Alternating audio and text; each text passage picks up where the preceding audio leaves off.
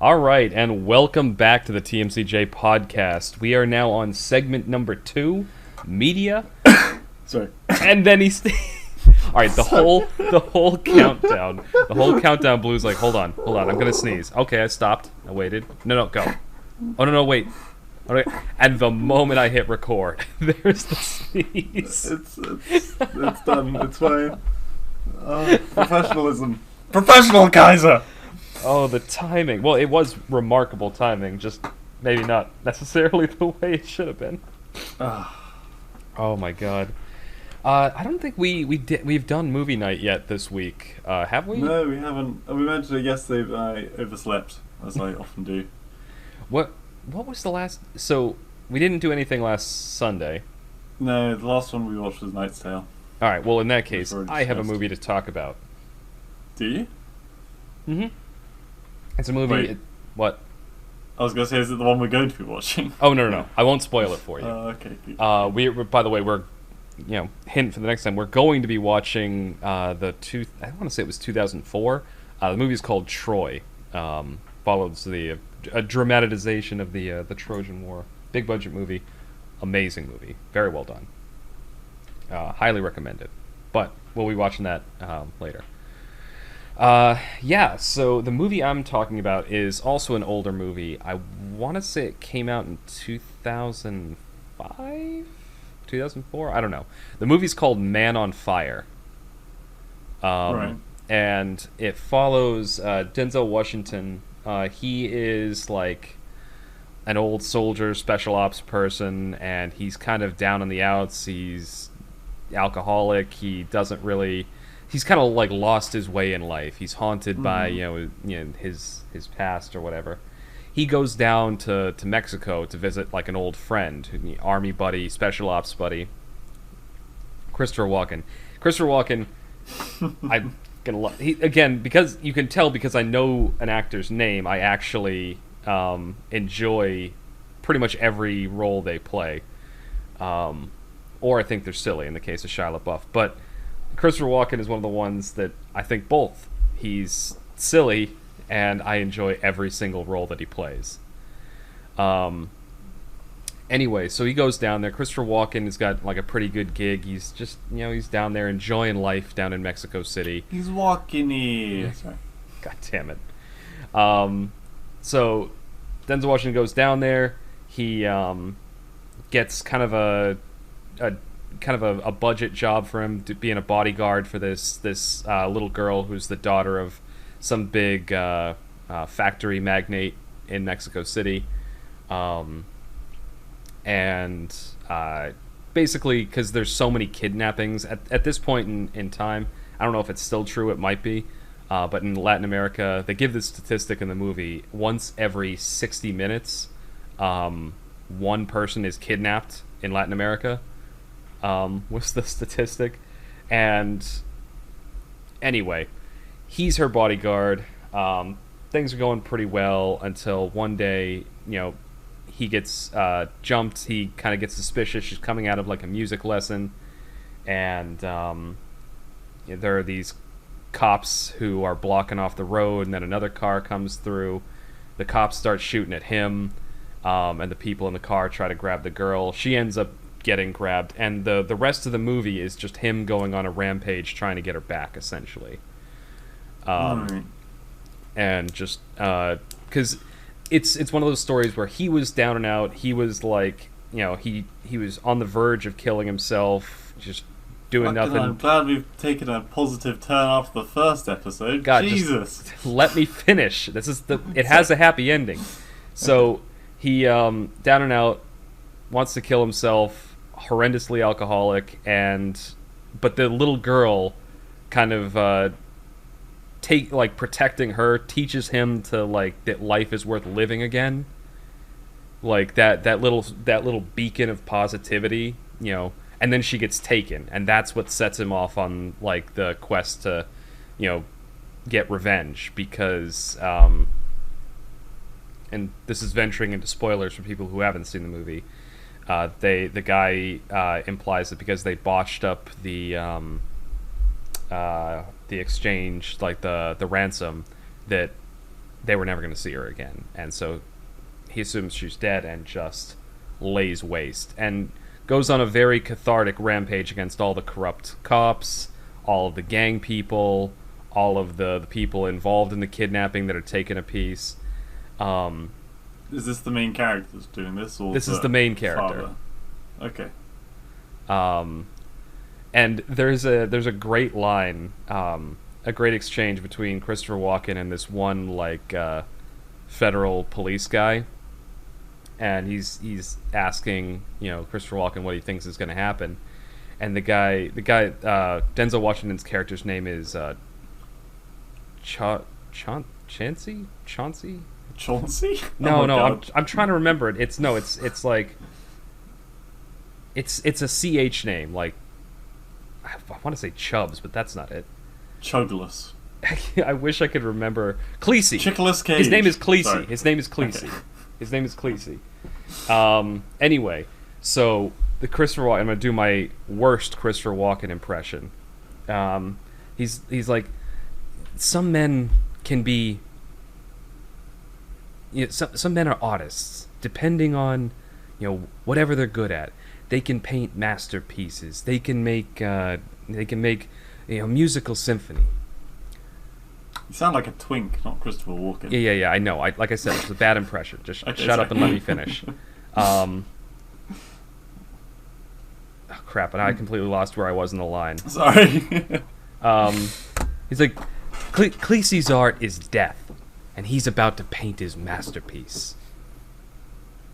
And Yep. that line really sums up the rest of the movie. Anyway, I won't go into too much more detail because I do highly recommend watching this movie because it's very good.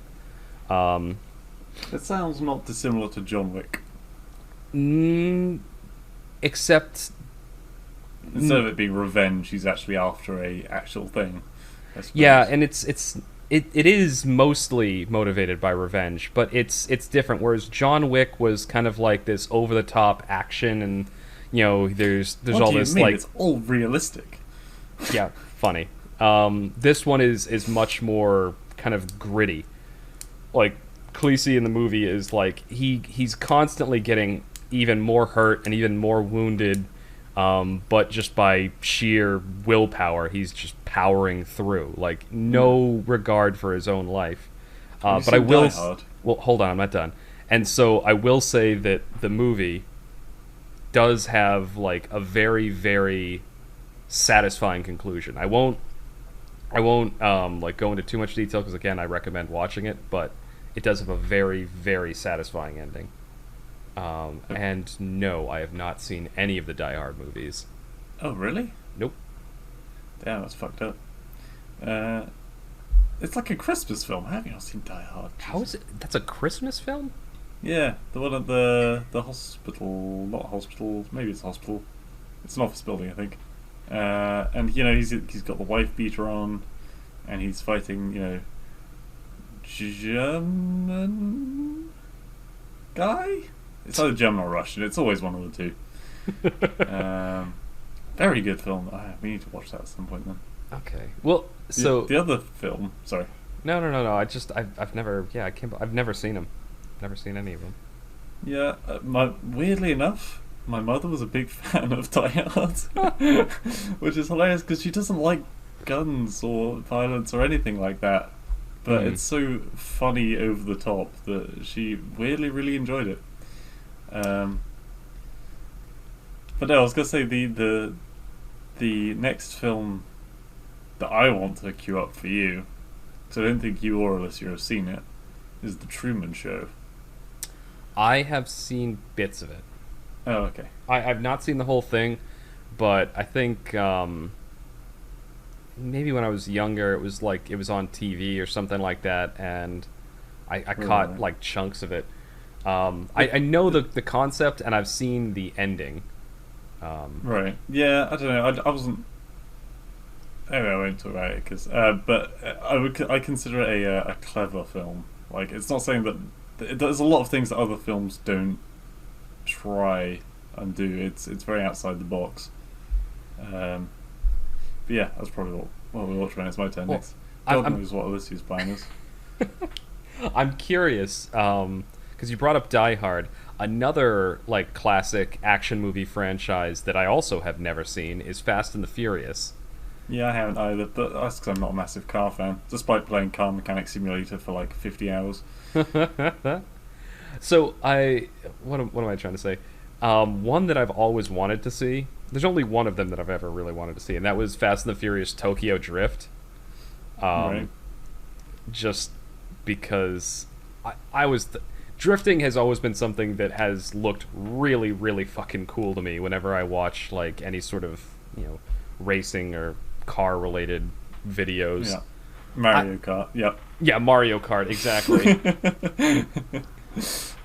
I was never. I think I've mentioned this before in the podcast. I was never really a big car guy, and I now know quite a bit about cars, but that's just because I watched a ton of Top Gear. Like it has very little to do with actual interest. Yeah. But when I was growing up too, like a lot of my friends, one of my best friends in high school, like really loved like racing games. He'd play like the off-road rally sport kind of racing video games, Forza and all that. Yeah, Forza. Yeah, I sucked at those games. Absolutely sucked. I didn't have the patience for them really to learn them. Well, right, and plus you're supposed to hit the brakes when you go around corners. What's up with that? No, just hold the acceleration. That's how I play racing games. Pretty much. Require patience kind of thing. Oh my god. Also, all the tracks are like... It's like the difference between... the difference in golf, right? So there's regular golf, which is really dull and boring, and the whole place always looks exactly the same. And then there's crazy golf, which is like a quarter of the time, so you're not left standing around just staring out the middle distance of a fucking field. And it actually has some interesting like dynamics and turns and colour and buildings and all that. And it's like, it's nothing fancy, but it's something to entertain your mind. Would this be a bad time to mention that my dad is an avid golfer? Yeah, I remember you saying. I was hoping by that you meant he's an avid crazy golfer on a professional level. Oh yeah. He actually uses a driver at a mini golf course. Just launches it right from the parking lot into the 18th hole. Yeah. So yeah, sorry, Kaiser's dad. I mean, I just don't. Maybe it's something when I get older, I'll grow into. Well, but I feel like that is one thing. Golf is definitely a sport that you kind of have to grow, because it's a slower paced, more patient, relaxed kind of sport. It doesn't have the kind of clashing, high speed action that a lot of sports. It's one of the reasons, and I'll get in trouble for this for saying this. Living near Boston, baseball's never really been my kind of sport. Like, I like watching hockey. I like watching our football. But baseball's always bored me because it's like, let's all these other guys are going to sit out there and just wait, and then we're going to take turns, one guy at a time, to come up, and it's just between these two guys. He's going to throw the ball, you're going to hit it, and then everyone gets to take their turn.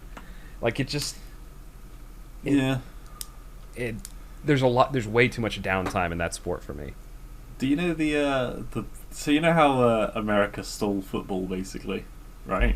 The word? Yeah, and they made it like basically just rugby, but with slightly small differences, right? Yeah. Well, we kind of did the same with baseball, because I'm sure you've probably heard it. Most people, I don't think, will have in America. We have rounders. I don't know if you know what that is. Okay, cool. I'm familiar with it, and but it's not something I've known about for a long time. I found out about it probably in the last 5 years or so. Okay, yeah, but it's like it's a one-handed bat, so it's like a truncheon kind of thing. Other than that, I think the rules are pretty much the same. We just rebranded it and stole the premise, basically. I quite enjoyed that, though. I don't know. Have you ever seen the video of John Cleese talking about the difference between American football and everyone else's football? No. it's pretty funny. Because he's pointing out, it's like, in football, or as the Americans call it, soccer. Um, Yeah. you have a ball that you hit with your foot. But in American football, you have a special Yeah. type of object that's not really a ball, that you most of the time carry with your hands. There is one person who's allowed to touch it with his foot, but he has to be specially brought out onto the field. I never even thought of that, really. Like, yeah. Football. Yeah, the running joke is American football should be called hand egg. Yes. Is it played much in, like, Brazil? South America? No. I know they play our football a lot down there. They're very famous for it.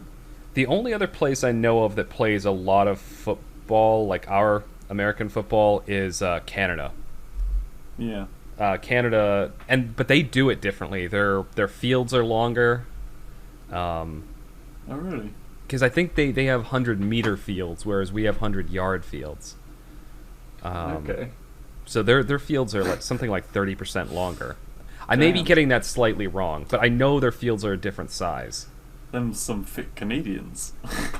I don't know. So the first time, so one of my best friends from home, she went to college in Canada and in Montreal, and I went up there one time. First of all, it was a culture shock to me. I was 19 years old at this point, so in the States I wasn't old enough to drink, but up there I could go to a bar. We go to the football game, like American football game, and we were watching the game, and they're playing, and refreshments were being served. They go around the game selling snacks and everything. This was the culture shock to me. The women's hockey team was selling beer as a fundraiser at a school game, and that just like the fact that that's the most Canadian thing I've ever heard is a women's hockey team, and B, hockey in general. Well, we have hockey around here, but it's not big enough around where I live that they have like a men's and women's team. Really? In fact, my high school didn't have hockey at all, but over here, hockey is considered a women's sport. Really? Yeah, which is madness because it's fucking lethal. Yeah, I was gonna say. I don't want to play it. That's for sure. I remember my dad used to play hockey. I remember going to see his games when I was younger. And it's that sport is brutal. Like, you get people smashed up against the glass, and like fist fighting is practically part of the sport. Well, I mean, yeah. I mean, wait, are you talking about hockey or ice hockey? Ice hockey. Okay, yeah, no, we don't really have ice hockey. Well, you're talking about field hockey. Yeah, well, on a court, yeah. Okay. Like you wouldn't. It'd be on like what's that shit they put like tennis court stuff. No, not AstroTurf. Not AstroTurf. Like, is clay maybe? Plasticky stuff. Yeah. Oh, I know what you're talking about. Yeah, I know what you're talking about. I have no idea what it's called. But yeah, it's fucking terrifying. Like, don't get me wrong. In school, I was afraid to walk past the football field. I would not walk past a freaking hockey area. So I will say that's different. So ice hockey, yeah, I'm talking about ice hockey. The women's ice hockey team was selling beer as a fundraiser, but in my high school we had field hockey, which again, it's not the same thing. It's played with these like shorter sticks with a tiny little curved nub on the end, whacking around like it looks like a croquet ball, honestly. Yeah. Around a grass field, into nets. So, and that was a women's sport. We didn't have a men's field hockey team. Yeah. What about lacrosse? Did you guys have lacrosse? Hang on, I need to remind myself what lacrosse is. I'm pretty sure you probably didn't, because it's a sport that originates in Latin America. If I'm not mistaken. Lacrosse is a commune in France. What? God damn it! How do you spell lacrosse? Oh, that way. Okay, right. Yeah, I got a completely wrong spelling. Yeah, no, that's the one with the weird net sticks. Yeah. No, we don't have that over here at all, I don't think. God. So, At first, I thought you were talking about polo. how did this happen? This is the media segment where we're just like comparing sports between countries. Yeah. Oh my god. It's been like a whole podcast since we've talked about the difference between England and America. I feel like this is our shit. Like this is our content. This is our guilty pleasure. We always, whenever we devolve into this, it can go on for hours. Just segregating. Go on. What about I don't even know. Wait, if do you have polo over there? Polo? Is that where the guy on the horse hits a ball with a Yeah. stick? Hammers No. and horses. I'm fairly certain we don't have that. I know what it is, but if we have it here, it's a very like niche thing. Yeah, I mean it's not a big thing over here. I imagine only like the most poshest of schools kind of thing would ever teach that. Well, yeah, I doubt. I can't imagine it would be at a school here. Yeah. Also, hang on. So there's polo and then there's water polo, where you ride seahorses. No, I'm kidding. I thought water polo was just like volleyball, but in the water. Yeah, it's like football / volleyball, because it's yeah. Obviously, you can't use feet in the water. But yeah, there's like football goals, and somewhere out there is like fun. an average sports connoisseur who like knows about all of these different sports, who is cringing horribly listening to us. I think my descriptions are quite good. What about croquet? Well, so yes, but that's more like a garden game. Yeah, well, I played croquet when I was younger. Like I remember having it set up in people's yards. Yeah. Well, so is I don't know what you guys call. Well, yeah, I think that's what you guys call it. I'm thinking like we call it bocce ball. Bocce ball. Okay, that's definitely not what I was thinking of. Bocce ball, like you gotta hit people with a ball, haven't you? What? No. Hang on, I'm trying to look up bocce ball. Bocce ball is like so you BOCCE. CCI, I think. I think you're wrong, but go on. Okay, fine, whatever. But let me describe it and see if that's what you've pulled up or what you're imagining. So, again, a yard game. You have each team or each person has two colored balls. So like red, green, yellow, blue. Yeah. And then there's a tiny yellow marker ball. Whoever's starting throws the marker ball, and then the goal of everyone else is to get as close to the marker ball as possible. Yep. You get both balls close, 3 points. One ball close, 1 point. You can knock people's balls away. Does that sound? So that is what you're thinking of. Well, yeah. My one of my grandmothers, I don't know if she still does it, but yeah, she used to play that. We've actually, I looked at bocce ball, and literally, it's like something from my childhood because I remember seeing these actual things at their house, and yeah, there's. I've seen. I don't know if you have seen like world championship players play it, and it's really intense. It's like these really old people, like staggering up, and then they do it, and it's like so precisely perfect the way that they do it. And they're just like, geez, they just stand up. They don't make any like success, like whooping or anything. Stand up, turn around. Like, next. I've been doing this my whole life.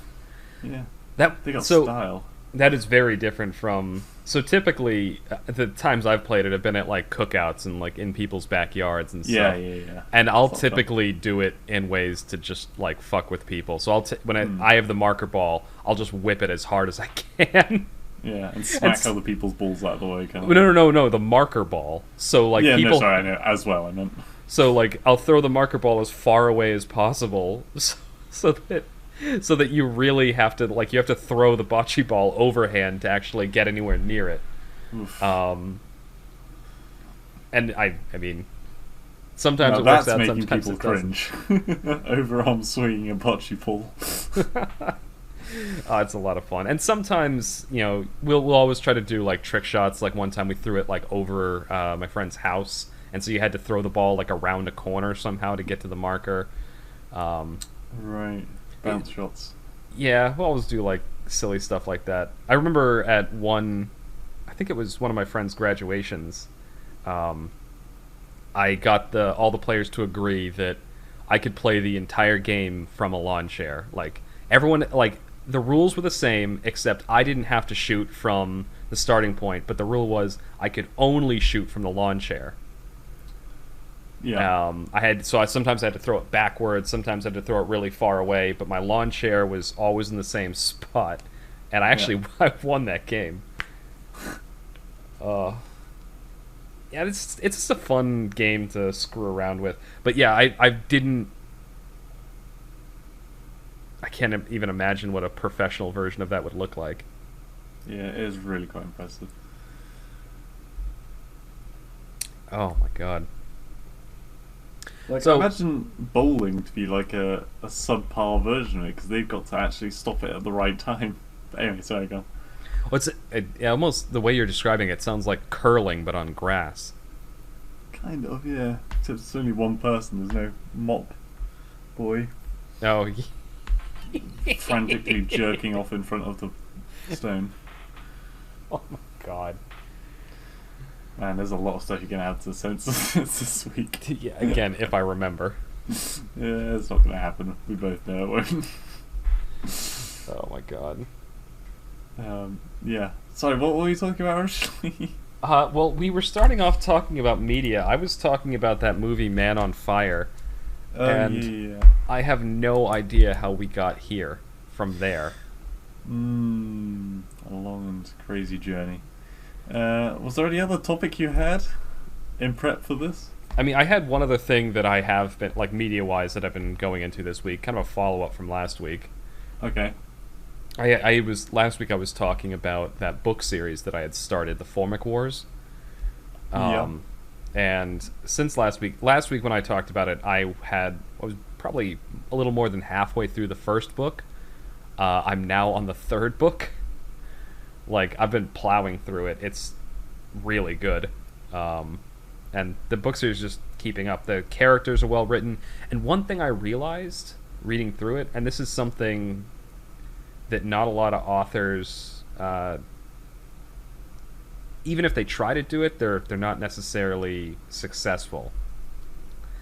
The guy or I guess it was two people that wrote this book, and I'm not sure what degree both of them did the writing for. If one was like doing setting and another one was doing characters or whatever, but they did a very good job making each chapter, like, depending on what character the chapter is told from the perspective of, like, they changed the way things are writing. Like, the perspective on the world is notably different.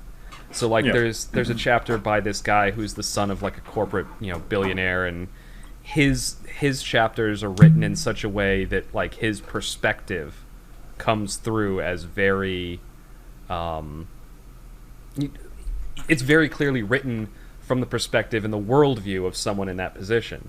But then you've got another chapter, it's this chick who's like fresh out of college in her first job, and she's like out there to change the world, and she thinks, she's gonna be smarter and better than all her competitors, and the chapter is written in such a way that it really, you feel like you're seeing the world through her eyes, right?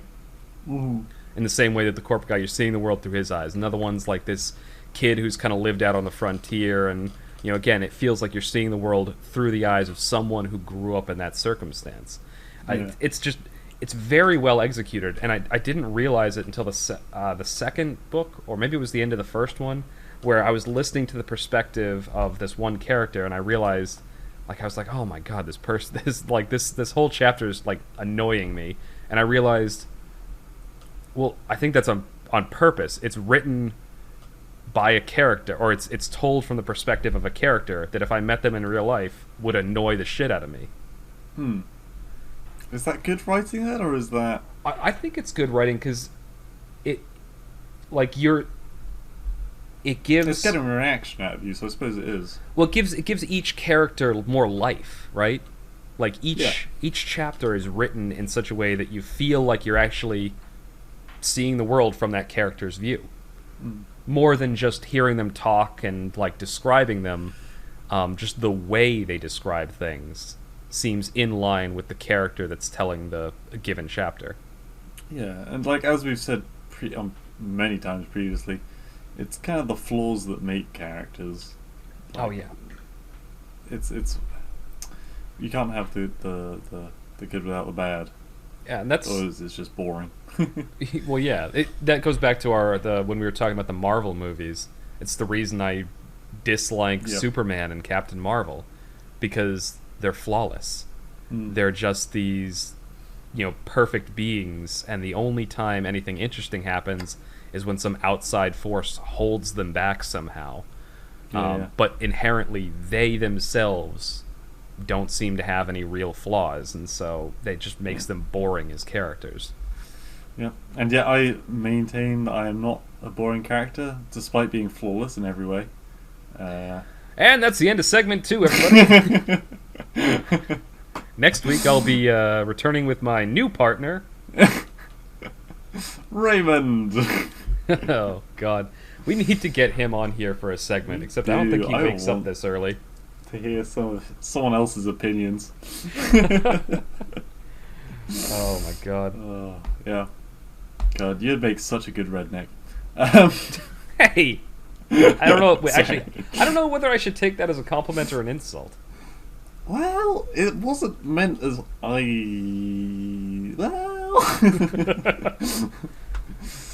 Oh my God! It's a state of being. What can I say? It's a state of being. Oh man! All right. Well, I think that's where we can end off segment 2. Thank you, everyone, for listening, and Putting up with us. What? Oh yeah, putting up with us. Yeah, that's probably a more apt way to put it. But either way, thank you, and you'll hear from us again soon. On part 3.